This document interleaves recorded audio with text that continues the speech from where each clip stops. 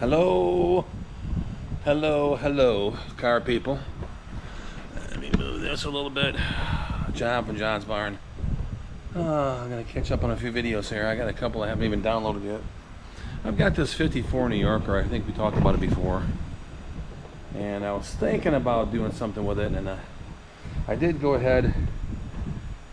I think I said that I had found a two-door out west that was faded original paint, driver quality interior, and the engine had been taken out forever ago.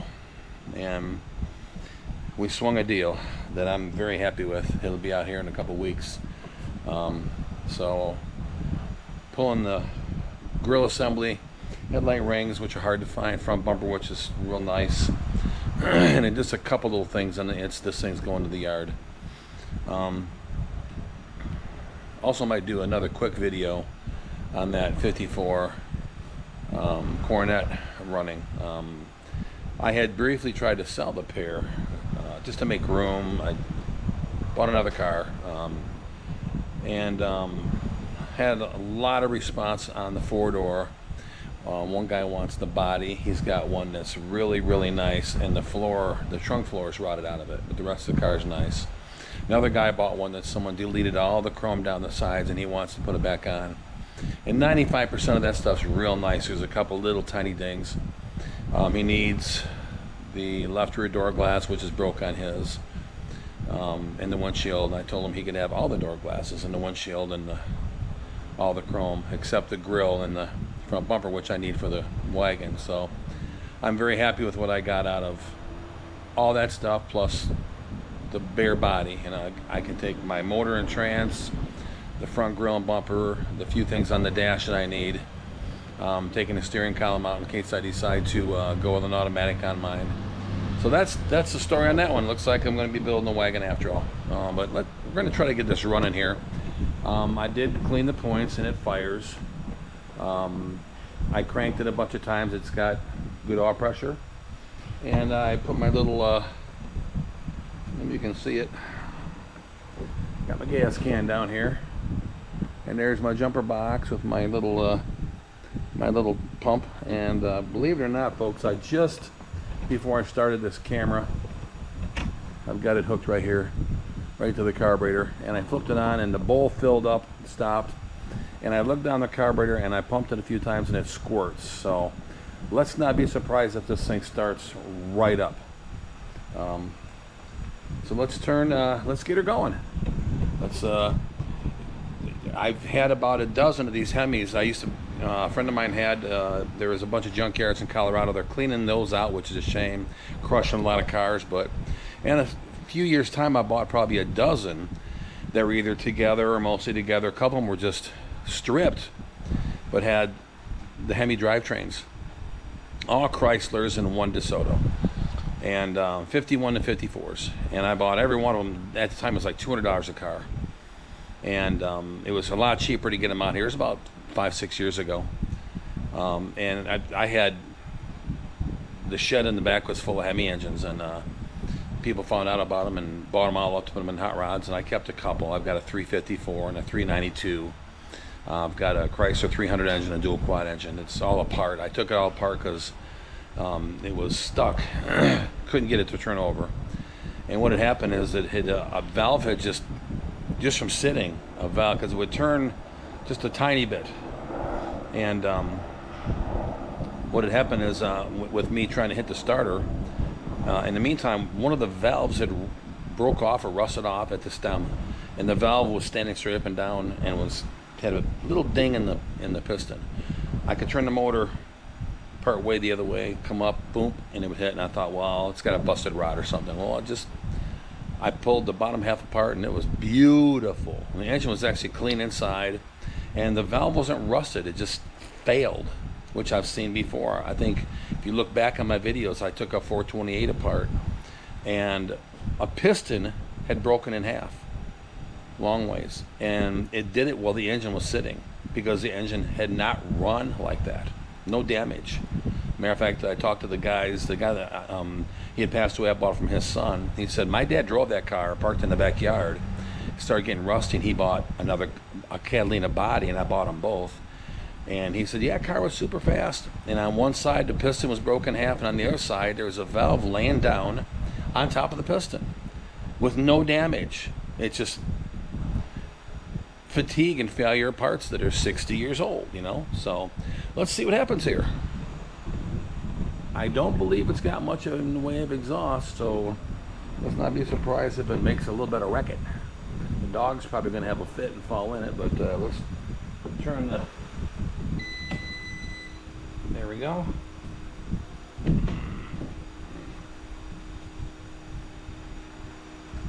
Turn it over a few times. Hot wire. Up.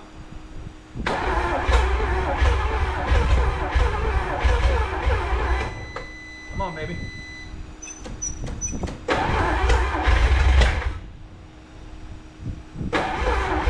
Ouch.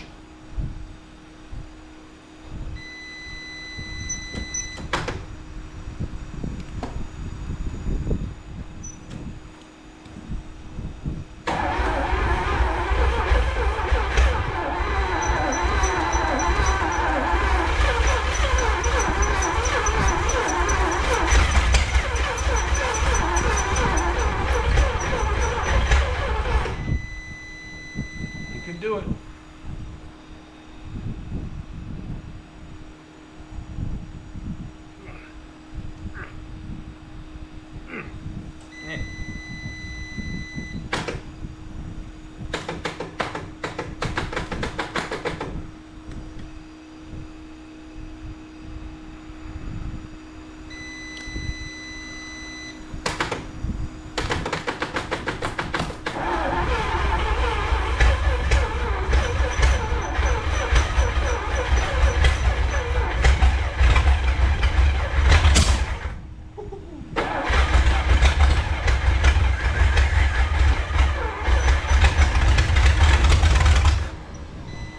Come on, baby.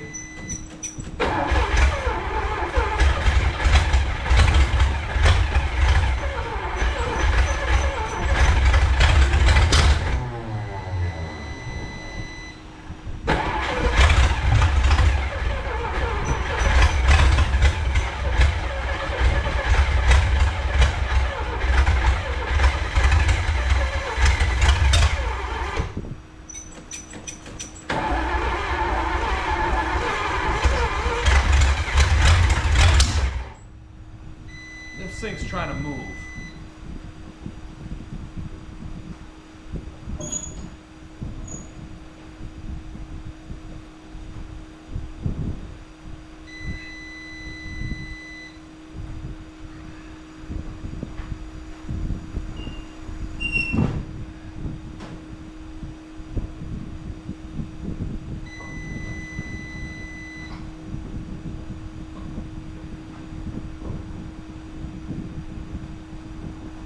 It's in drive. Oh, that would have been ugly. I thought it was a neutral.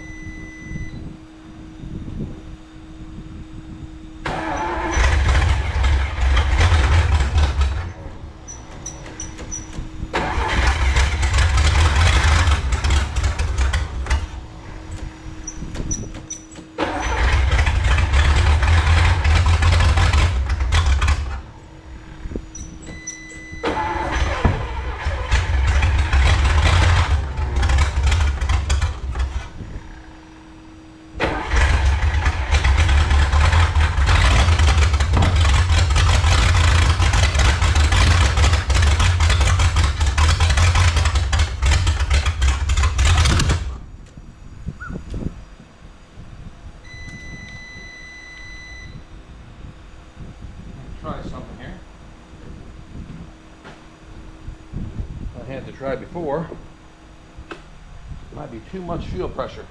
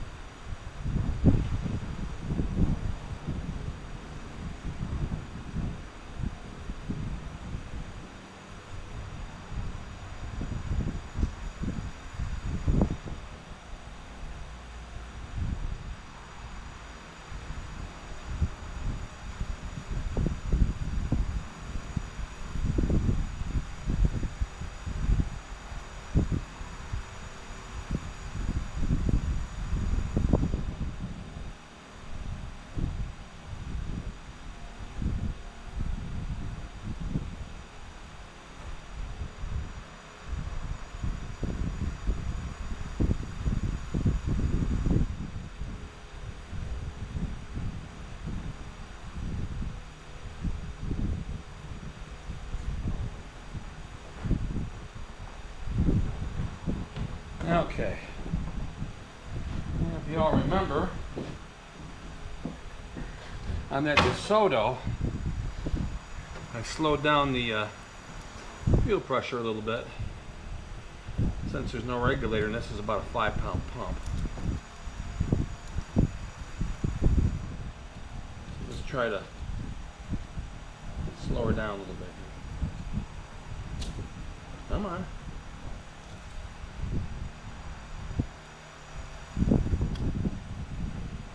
Let's see if she still flows.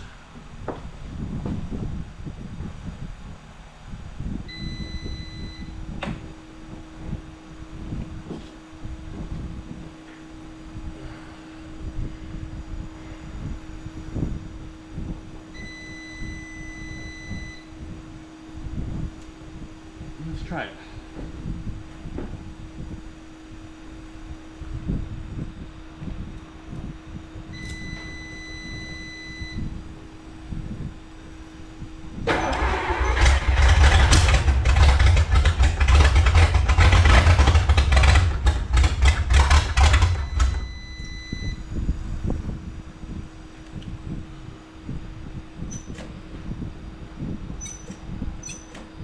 Actually, squirt, squirt, squirt.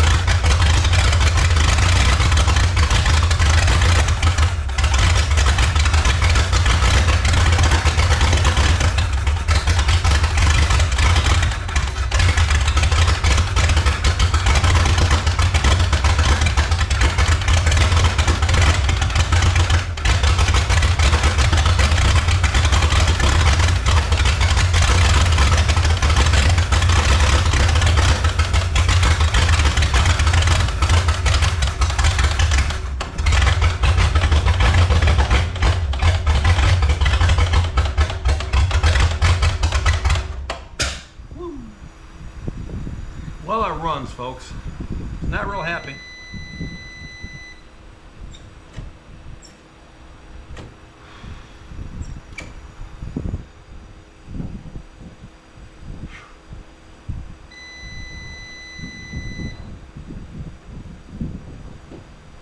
Take this off.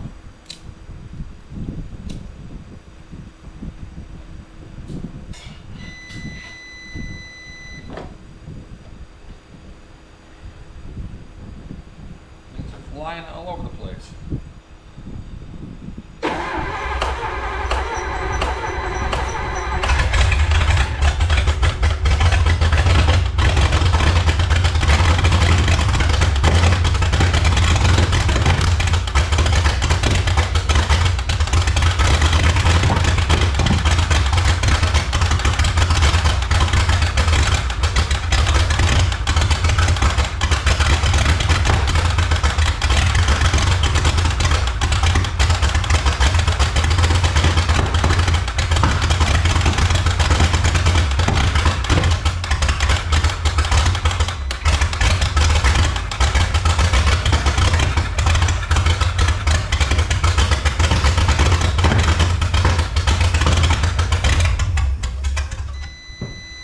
Pouring fuel.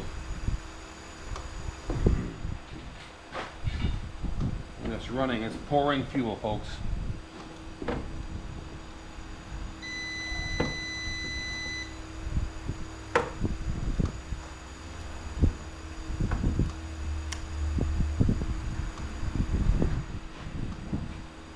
think that's the problem.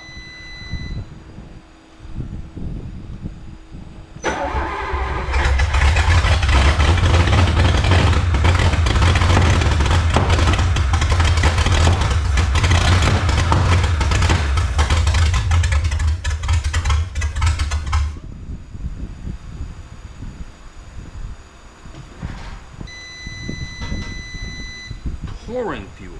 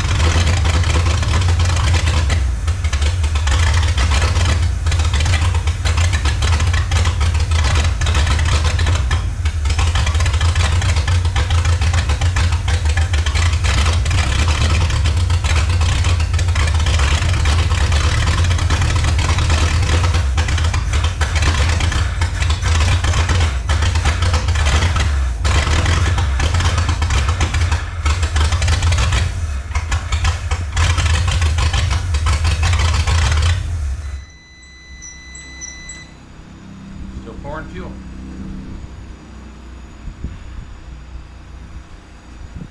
Well,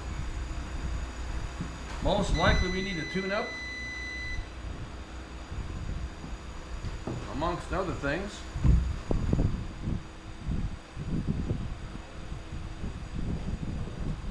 I can't believe this is not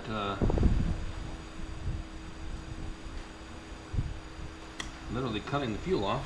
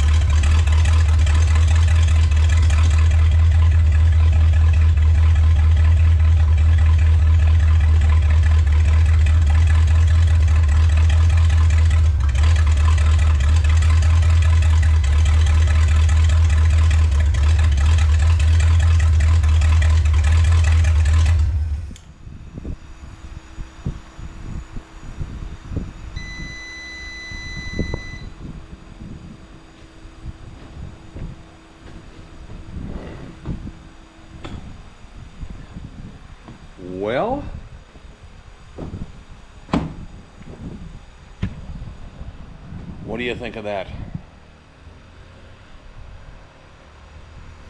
Yeah, the carburetor obviously needs to be rebuilt. My guess is maybe the float sticking or something, because as soon as you accelerate, it looks like you've got a restaurant ketchup squeeze bottle, and you're just pouring gas down it. So we'll let her back down to an idle and let the idle circuit kick in, and that thing hits on all eight cylinders and doesn't make a sound. No lifter noise, not a drop of smoke in the back. I'm not gonna let it run anymore. It's got a fan on it. There's obviously no antifreeze in it, so we're gonna cut it there. But gonna make a nice motor for that 54, that 2-door.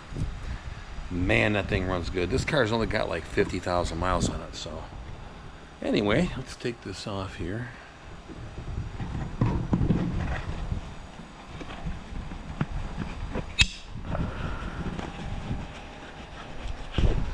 Hello. Okay. Well, yes, that thing's got a Hemi. It is a 4-barrel version.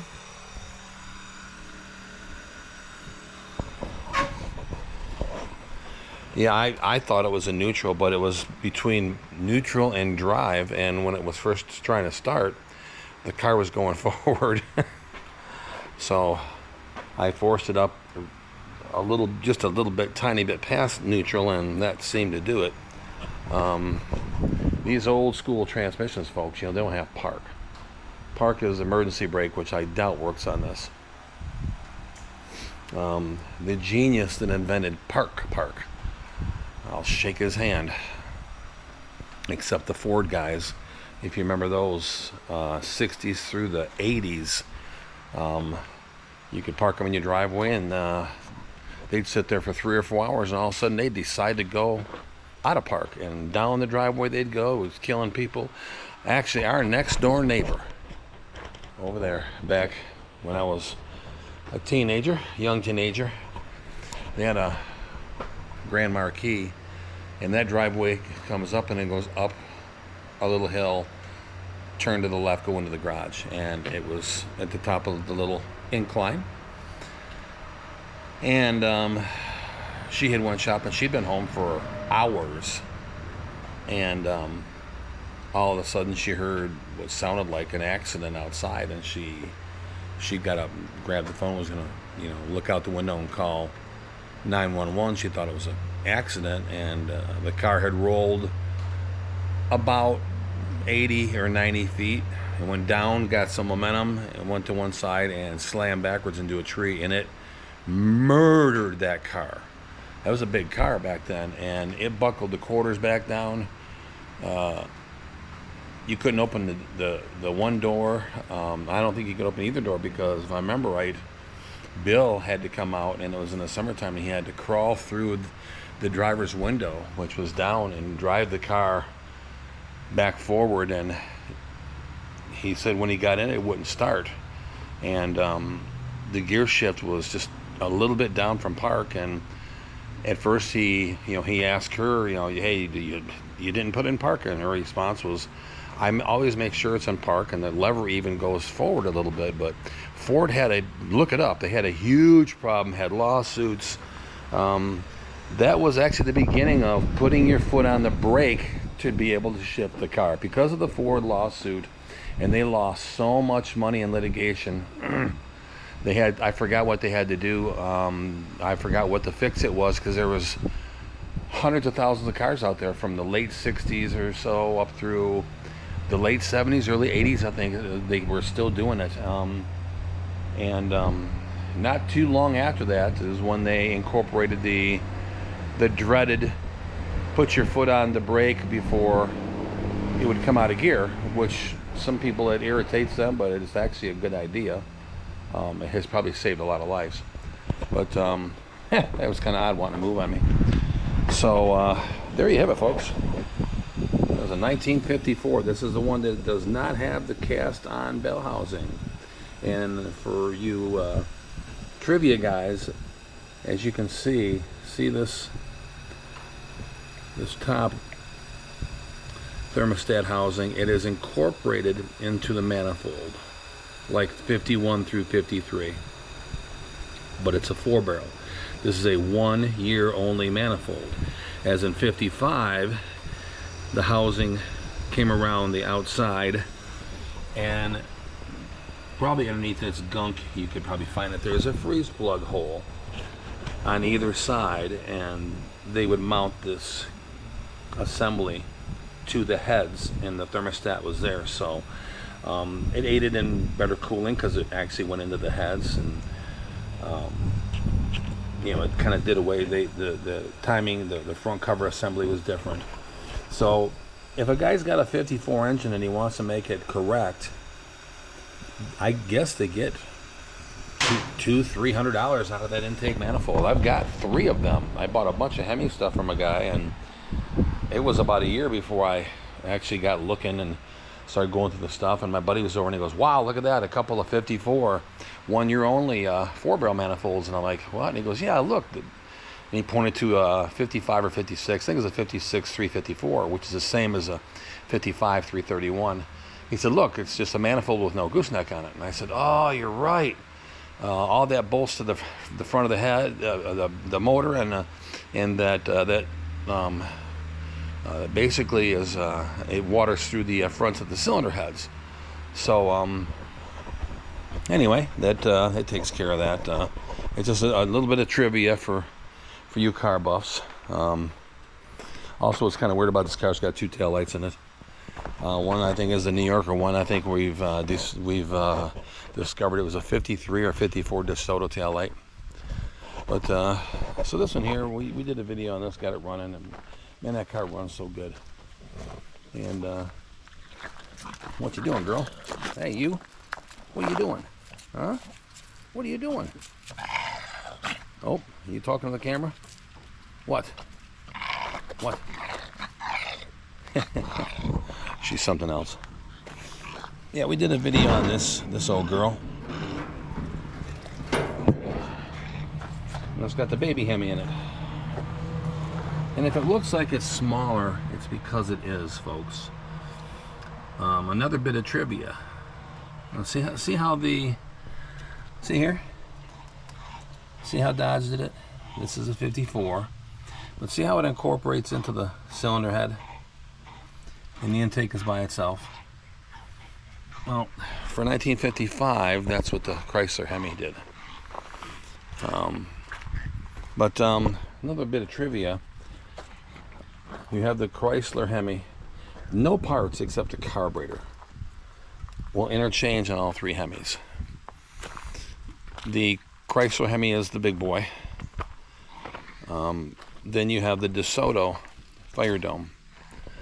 And it is pretty much in every way 2 inches shorter. I think it's 2 inches narrower.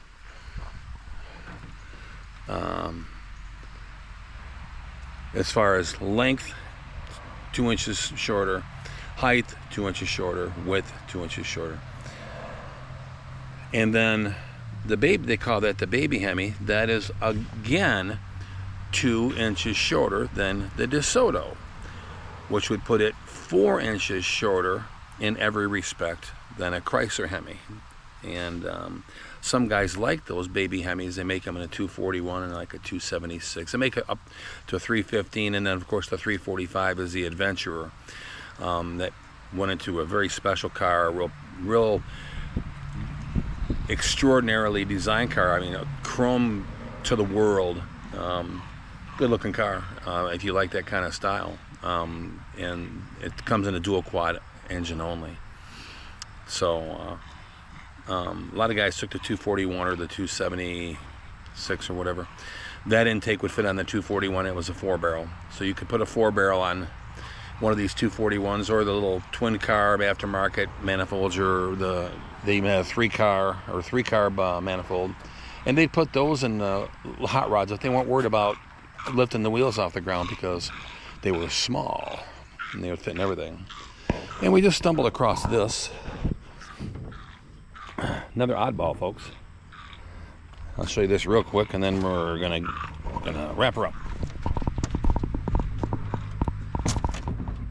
friend of mine told me about this. He says, hey, he says, I think it's a 68 455. It's got C casting heads. C casting head. You can see it. Yep. And of course, I think it's 548 right there. That's the last three of the casting head. We call them C548 heads. So I saw a 68 motor. So I have him give me the number out front, and it's a FA, which is 72 to 76. We'll come to find out it's a 72 engine, and it's been rebuilt. It's not the right color. As you can see, it's unusually clean. It has this on it.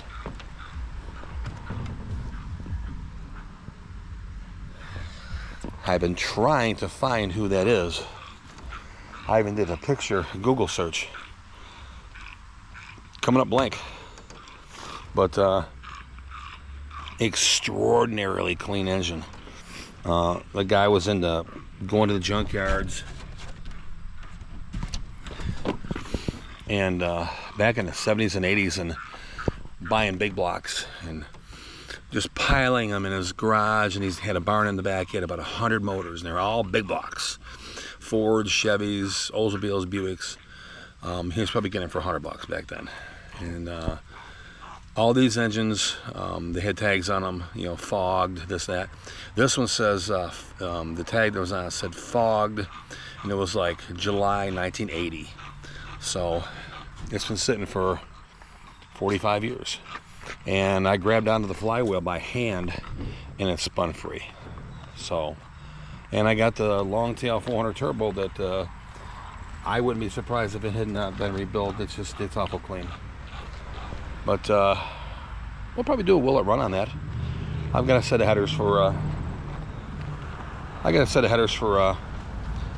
Oldsmobile, so we'll put headers on it and get it running. So we're gonna sign off here. This is John's barn, and you heard the Hemi run, and we will see you soon. Thanks.